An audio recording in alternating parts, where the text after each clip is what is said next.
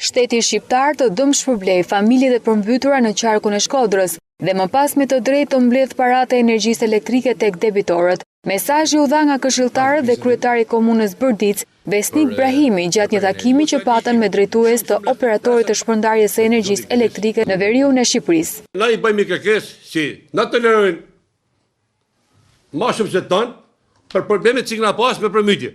Por për drejtorin e OSHRE në veri, Gledis Çeliku, mesazhi është vetëm një dhe i qartë: të paguhen faturat e energjisë, pasi në të kundërt do të ketë penalizime.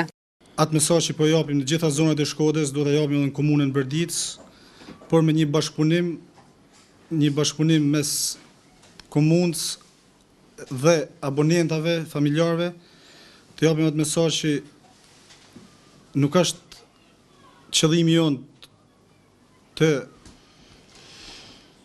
penalizojmë ato abonenta që ndoshta trajtohen me ndihmë ekonomike ose kanë vështirësi familjare, është i vendosur në aksionin që ka nisë deri në abonentin e fundit që abuzon me energjinë elektrike. Megjithatë, përfaqësuesi i OSHRE i mëshoi fakti se qëllimi i këtij aksioni nuk është penalizimi familjeve që trajtohen me ndihmë ekonomike, por i debitorëve dhe vjedhësve të energjisë.